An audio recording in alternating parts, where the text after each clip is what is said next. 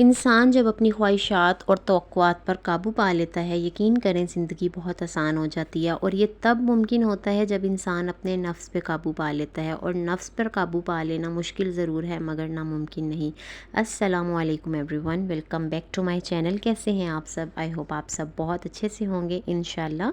आज जो मैं टॉपिक लेके आई हूँ वो हमारे मुआशरे में हर बंदा इस चीज़ को फेस कर रहा है, हर बंदा इन मसाइल का शिकार है, क्योंकि हमारी ख्वाहिशात और हमारी तवक्कुआत दूसरों से इतनी बढ़ गई हैं। तो जब हमारी तवक्कुआत पूरी नहीं होती तो हमें चिड़चिड़ापन आ जाता है, हमें गुस्सा आ रहा होता है और हम डिप्रेशन में चले जाते हैं। आज मैं आपके साथ कुछ ऐसे पॉइंट्स शेयर करूंगी, नोट डाउन करवाऊंगी आपको, जिसको सुनने के बाद आपको बहुत ज़्यादा फ़ायदा होगा। जब भी आपके अंदर ऐसी कोई ख्वाहिशात जन्म लें जो आप अपने वसाइल में रहकर पूरा ना कर सकें, तो फिर आप अपने आप से ये 3 सवाल ज़रूर करें, जो कि मैं ख़ुद से भी करती हूँ। क्या मैं इस चीज़ को अपने बजट में रहकर ले सकती हूँ? क्या इस चीज़ को लेने के बाद मैं मुतमईन हो जाऊंगी? या क्या इस चीज़ को हासिल किए बगैर मेरी ज़िंदगी नहीं गुजर सकती? यकीन करें, जब ये 3 सवाल आप खुद से करेंगी ना अकेले में बैठ के, तो आप मुतमईन हो जाएंगी। मैं आपको गारंटीड ये बात बोल सकती हूँ और आपको वहीं जवाब मिल जाएगा। आखिरी वाला जो मैंने आपके साथ पॉइंट शेयर किया कि क्या इस चीज़ को हासिल किए बगैर मेरी ज़िंदगी नहीं गुजर सकती, इस चीज़ में ही आपको इस चीज़ का आंसर मिल जाएगा कि आपको इस चीज़ को लेना चाहिए या नहीं। सम टाइम क्या होता है कि हमारे पास वो चीज़ अवेलेबल होती है, लेकिन दूसरों के पास अच्छी चीज़ देख के ना, तो कुछ ख़वातीन ऐसी होती हैं, वो कहती हैं नहीं, हमारी अच्छी वाली चीज़ है, हम इसको छोड़ते हैं और हमें बिल्कुल वैसी ही चाहिए। या फिर आसान अल्फाज में कोई भी घर की चीज़ हो सकती है, किसी का कोई अच्छा सूट हो सकता है, कोई भी चीज़ हो सकती है, तो हम लोग उसको, तो चाहे उस चीज़ की ज़रूरत हो लेकिन हमें ज़रूरत नहीं होती उस चीज़ की, लेकिन फिर भी हम कहते हैं कि नहीं, हमें ये चीज़ चाहिए। तो आप अपने आप से ये क्वेश्चन करें कि क्या मैं इस चीज़ को हासिल किए बगैर ज़िंदा नहीं रह सकती? मैं ये समझती हूँ आफ्टर एक्सपीरियंस के कुछ ख्वाहिशात ना टेम्परेरी होती हैं, उनका टाइम पीरियड बहुत कम होता है, वो मुस्तकिल नहीं होती हैं। हमारे पास चीज़ मौजूद होती है। जब आप अकेले में बैठ के अपना मुहासबा करते हैं ना, तो आपकी उलझनों के जवाब खुद ही आपको मिल जाते हैं। ये चीज़ मेरे लिए ज़रूरी नहीं है, ये चीज़ मेरा बजट आउट कर देगी। और यकीन जानें, जो चीज़ आप ख़रीद लेते हैं ना, जिससे आपका बजट आउट हो जाता है, उसके बाद आप दोबारा उससे बड़ी टेंशन में पड़ जाते हैं। तो अपनी ख्वाहिशात को अपने बजट के हिसाब से मैनेज करने की कोशिश करें। सम टाइम कुछ चीज़ें हमारे लिए इतनी ज़रूरी नहीं होती जितनी हमें लग रही होती हैं, और हम लोग बिला वजह इस चीज़ का स्ट्रेस ले रहे होते हैं, जिससे कि हमारी मेंटल हेल्थ बहुत ज़्यादा डैमेज होती है। तो कोशिश करें कि आप उन्हीं चीज़ों पे अमल करें या उन्हीं चीज़ों पे अपने पैसे को इन्वेस्ट करें जिस चीज़ की आपको बहुत ज़्यादा ज़रूरत है। अगर ऑल्टरनेट में कोई चीज़ चल सकती है या कोई सस्ती चीज़ आप बाय कर सकते हैं, तो आप वो लें। दूसरों को देख के आपको परेशान होने की ज़रूरत नहीं है कि दूसरे के पास ये है तो मेरे पास ये क्यों नहीं है। यकीन जाने कि कुछ चीज़ें शो ऑफ़ के लिए भी इंसान करता है और अपने बजट से आउट हो जाता है, लेकिन शो ऑफ़ में कुछ भी नहीं रखा हुआ। मैं इस चीज़ के इतना ख़िलाफ़ हूँ। शो ऑफ़ आपको उजाड़ के रख देता है। आप जो हो आप वो ही रहो। आपको ज़रूरत ही नहीं है अपने बजट को आउट करने की या इस तरह की चीज़ें लेने की जिससे कि आप बाद में भरी परेशानी का शिकार हों। तो मैं जब भी कुछ ऐसा मैंने बाय करना होता है या मुझे कोई ख्वाहिश होती है किसी चीज़ की, तो मैं अपने आप से इन 3 क्वेश्चंस को करती हूँ और मुझे मेरा आंसर मिल जाता है। अगर मुझे वाकई में ही उस चीज़ की बहुत ज़रूरत होती है तो डेफ़िनेटली मैं उसको बाय करती हूँ। लेकिन अगर मुझे लगता है कि मैं इसके बगैर भी रह सकती हूँ, तो मुझे ज़रूरत नहीं है इस चीज़ पे इन्वेस्टमेंट करने की, तो मैं वो चीज़ बाय नहीं करती हूँ। मैं आपके साथ अपनी अम्मी की एक बात शेयर करती हूँ। मैं जब भी अपनी अम्मी के साथ शॉपिंग पे जाती थी ना शादी के बाद, क्योंकि मैं उनके साथ ही शॉपिंग करती थी, अपने घर की भी, बच्चों के कपड़े वगैरह हर एक चीज़, तो वो हमेशा मुझे बोलती थी कि सारे पैसे खर्च नहीं करो, थोड़ी सी बचत कर लो। जब भी बाज़ार से वापस आओ ना, तो अपना पर्स खाली नहीं लेके आया करो, कुछ ना कुछ पैसे तुम्हारे पर्स में ज़रूर होने चाहिए। क्योंकि सम टाइम हम लोग बाज़ार में जब जाते हैं ना, तो फ़जूल किस्म की चीज़ें हमें पसंद आ रही होती हैं, जिनकी ना तो हमें ज़रूरत होती है, ना कोई उनकी वैल्यू होती है हमारे लाइफ में, लेकिन हम लोग वो बाय कर लेते हैं टेम्परेरी तौर पे। आई होप आपको मेरी इस वीडियो से ना आसानी हुई होगी और आप लोग समझ सके होंगे कि अपनी ख्वाहिशात को अपने बजट के मुताबिक ही चलाने में बेहतरी है। और समझदार औरतें, घर गृहस्थी वाली औरतें इसी तरह से अपनी ज़िंदगी गुजारती हैं। औरत की कंजूसी मर्द को अमीर बना देती है। तो आई होप आपको मेरी इन बातों से फ़ायदा हुआ हो। बाकी एक सूरत है कुरान पाक की, जिससे कि हर ख्वाहिश मेरी, तो खैर हर ख्वाहिश अल्लाह पाक ने पूरी किया। उसको पढ़ने से मैंने पहले भी आप लोगों के साथ शेयर किया था, क्योंकि इसकी तासीर ऐसी है। वैसे तो पूरे कुरान पाक की तासीर ही कि क्या ही बात मैं करूं, लेकिन जब हम पे क्राइसिस आए थे, मैंने आप लोगों के साथ ये स्टोरी शेयर की हुई है। तो आप बिलीव करें कि मेरे अल्लाह ने इस तरह से सबब पैदा किया था मेरे लिए कि मेरा गुमान भी नहीं था। और मुझे जिसने ये सूरत बताई थी, मैं तो उनको मेहरबानी बोलती हूँ, हूँ, तो उन्होंने मुझे ना जब ये बताया था कि इसको पढ़ो तो आपकी सारी परेशानी हल होगी। तो जब मैंने इसको पढ़ना स्टार्ट किया तो मेरी परेशानी बिलीव मी बहुत आसानी से हल भी हुई, और अल्लाह पाक ने मेरे लिए वहाँ से सबब पैदा किया जहाँ से मेरा गुमान भी नहीं था। और कहते हैं ना कि मौइज़े होते हैं, मैंने सच में अपनी लाइफ में मौइज़ा होते देखा था। एंड मैंने आप लोगों के साथ शेयर की थी पहले भी वो सूरत। तो अगर आप लोगों को कोई ख्वाहिश है इस तरह की, क्योंकि जब मुझे किसी चीज़ की ख्वाहिश होती है और मुझे लगता है कि नहीं ये पूरा नहीं हो सकती, यहाँ भी मेरा बजट नहीं है, तो मैं इस सूरत को पढ़ती हूँ और मुझे ऐसी चीज़ें अल्लाह पाक ने अता की हैं। क्योंकि डेफ़िनेटली हम लोग अपनी कुछ चीज़ें ज़ाहिर करते हैं, कुछ चीज़ें हम नहीं अपनी ज़ाहिर करते हैं।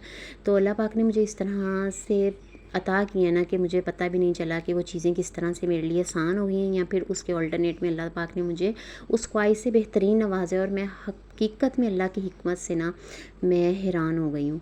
तो वो सूरत है सूरत अलम नशरा। आप किसी भी टाइम में दिन में आप पढ़ सकते हैं। अगर आपके छोटे बच्चे हैं तो आप बच्चों को सुला के खामोशी से सुकून से अल्लाह की ज़ात पे तवक्कल और अपना अकीदा मजबूत रखते हुए कि ये चीज़ मुझे अल्लाह आपसे ही चाहिए और आपके सिवा कोई नहीं दे सकता मुझे। जब हम लोगों से तवक्कुआत वाबस्ता कर लेते हैं ना अपनी, फिर अल्लाह पाक भी हमें लोगों के लिए ही छोड़ देते हैं कि तुम्हें लोगों से मांगना अच्छा लगता है ना, अब तुम लोगों से ही मांगो, तुम लोगों के सामने ही हाथ फैलाओ।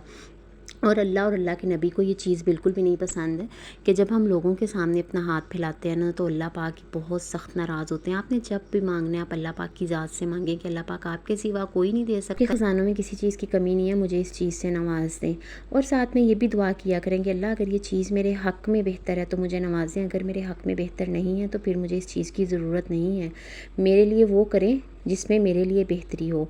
तो जब आप इस तरह से अल्लाह पाक से दुआ मांगते हैं ना अपने लिए, तो डेफ़िनेटली थोड़ी सी डिले ज़रूर आपकी दुआ हो सकती है, लेकिन ऐसे नहीं कि अल्लाह पाक उस दुआ को कबूल नहीं करता। यहाँ आप नोटिस कर लीजिएगा कि उसके बदले में अल्लाह पाक कुछ ना कुछ ऐसा कर देगा जिससे कि आपको खुशी हो जाएगी और आप कहेंगे अच्छा अल्लाह। ये चीज़ें वो लोग समझ सकते हैं जिनके साथ लाइफ में चीज़ें हुई होती हैं। और सम टाइम मैं मुस्कुरा रही होती हूँ और मैं अपने हस्बैंड को बोल रही होती हूँ कि मैंने ये चीज़ ऐसे मांगी थी और देखिए अल्लाह पाक ने मुझे इसके बदले में इस तरह से नवाज़ दिया।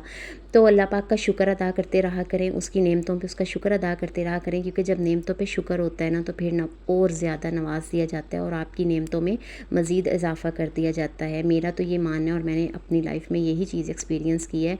बाकी लोगों से मांगेंगे तो उसमें शर्मिंदगी है अगर वो ना देंगे, और अगर देंगे तो एहसान है। लेकिन अल्लाह की ज़ात से अगर आप मांगेंगे तो आपका भरम भी रहेगा लोगों के सामने। और दूसरी चीज़ ये कि अगर आप शुक्र अदा करेंगे उसकी दी हुई नेमतों पर उसका, तो वो आपकी नेमतों को मज़ीद बढ़ा देगा और ये अल्लाह का वादा है। आई होप मेरी इस वीडियो से मेरी काफ़ी बहनों को आसानी होगी और आप अपनी घर गृहस्थी को, अपनी मैरिड लाइफ को बहुत आसानी से लेकर चलेंगी। देखिए मियाँ बीवी जो है ना वो गाड़ी के पहियों की तरह होते हैं, अगर एक पहिया भी ख़राब हो जाए ना तो वो गाड़ी चल नहीं सकती है। तो इस तरह से अपने शोहर का साथ दें। जब आपके शोहर स्ट्रगलिंग फेज़ में होते हैं, स्ट्रगलिंग कर रहे होते हैं, तो डेफ़िनेटली एक औरत को ही साथ देना चाहिए। और जिस औरत ने मुश्किल टाइम में अपने शोहर का साथ दिया तो अल्लाह पाक उस औरत को सुख के दिन भी ज़रूर दिखाता है, क्योंकि हर मुश्किल के बाद आसानी है। तो अल्लाह पे तवक्कल अपना इतना मज़बूत कर ले, इतना मज़बूत कर ले, कोई चीज़ आपके इस तवक्कल को तोड़ ही ना सके। तो आई होप जी कि आपको मेरी ये वीडियो से फ़ायदा हुआ होगा। ज़रूर इन चीज़ों को अपनी लाइफ में इम्प्लीमेंट करें। ज़िंदगी आसान है, मुश्किल हम इसको खुद बनाते हैं। ज़िंदगी किसी की भी मुश्किल नहीं होती। डेफ़िनेटली ये ज़िंदगी एक इम्तिहान है, हमें इस चीज़ को भी सोचना चाहिए कि हमारे नबी ने हमें क्या इरशाद फरमाया है कि यहाँ पे हम इम्तिहान के लिए आए हैं। मुख्तलिफ़ तरीक़ों से हमारे इर्द गिर्द के लोगों के ज़रिए अल्लाह पाक हमें आजमाइश में डालते हैं और वो हमें देखते हैं कि हम इस चीज़ में कितना कामयाब होते हैं। तो ज़िंदगी को पुरसकून बनाएं, अपनी ज़िंदगी को आसान बनाएं, अपनी ख्वाहिशात को महदूद कर लें, किसी से तवक्कुआत ना रखें। तवक्कुआत सिर्फ अल्लाह की ज़ात से है, क्योंकि वही कारसाज है।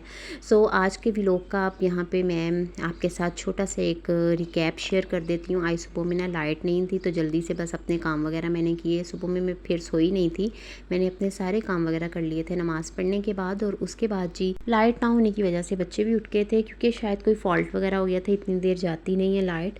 तो लाइट आई, उसके बाद फिर बच्चों को नाश्ता वगैरह करवाया और अपने जो घर के काम वगैरह थे वो किए। दोपहर में तो बहुत ज़्यादा गर्मी थी, लेकिन एकदम से अल्लाह पाक ने मौसम चेंज कर दिया और बहुत खूबसूरत मौसम हो गया और बारिश स्टार्ट हो गई शाम में। तो आज मैंने सोचा कि मैं रोल पराठे बना लेती हूँ, जिसकी की तैयारी आप लोगों ने देख ही ली होगी। मैं कर रही थी व्लॉग में, साथ साथ मैं आप लोगों के साथ बातें कर रही थी और साथ साथ हो रही थी डिनर की तैयारी। तो अभी यहाँ पे मैं पराठों को फ्राई कर रही हूँ, क्योंकि आज मैं बनाऊँगी रोल पराठे बीफ में, जिसकी मैंने सारी तैयारी यहाँ पर करके रख ली है। मैंने कटे हुए प्याज लिए हैं और गुलाई में कटे हुए टमाटर हैं, इसके अलावा खीरे हैं, बंद गोभी है, हरी चटनी है, केचप है, मायोनीज़ है और जो मैंने अभी टिक्का बोटी तैयार की है वो है। अच्छा, आप छोटी-छोटी बोटी भी कर सकते हैं, बट मैंने ना श्रेड कर लिया था गोश्त को ना। तो यहाँ पे जी देख लें आप, पराठे वगैरह मैंने बना लिए थे। अभी सबसे पहले तो मैं हस्बैंड को भेज दूँगी, क्योंकि लाइट जाने से पहले मेरी कोशिश थी कि मैं बना लूँ। लाइट जाने का मैं इसलिए बोल रही हूँ कि बाहर बारिश बहुत तेज़ हो रही थी जब मैं ये बना रही थी ना, तो मेरी कोशिश यही थी कि मैं जल्दी से बना के ना बस फ्री हो जाऊँ, अपना किचन वगैरह समेट लूँ, डिनर वगैरह करवा दूँ। क्योंकि बारिश जब तेज़ होती है ना, तो यहाँ पे मैंने लगाई हुई है नेट, और हल्की सी फुहार जो है ना वो किचन में आना स्टार्ट हो जाती है। तो उससे पहले मेरी कोशिश थी कि मैं तमाम तर चीज़ें अपनी डन कर लूँ। तो यहाँ पे जी अभी बन रहे हैं रोल पराठे। सबसे पहले हस्बैंड को भिजवा दूँगी, उसके बाद फिर मैं घर के लिए रेडी करूँगी, क्योंकि बाहर बारिश भी हो रही थी और लेने वाले भी बाहर आए हुए थे। तो बस यहाँ पे जल्दी से मैंने हस्बैंड के लिए पहले बना लिए।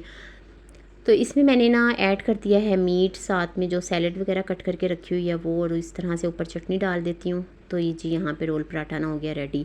अच्छा, अब तो कुर्बानी का गोश्त होगा सभी के घर में, तो आप लोग भी ज़रूर अपने बच्चों को न्यू रेसिपीज़ बना के ट्राई करवाएं, उनको खिलाएं पिलाएं। तो आज मेरे बेटे ने फरमाइश की थी कि मामा रोल पराठा खाने को दिल कर रहा है, इतना अच्छा मौसम हुआ है। तो बस फिर मेरा बेटा बोले और मैं पूरी ना करूँ ख्वाहिश, ऐसा तो हो नहीं सकता। तो बस मामा ने भी कमर बांध ली और बनाना स्टार्ट कर दिए रोल पराठे।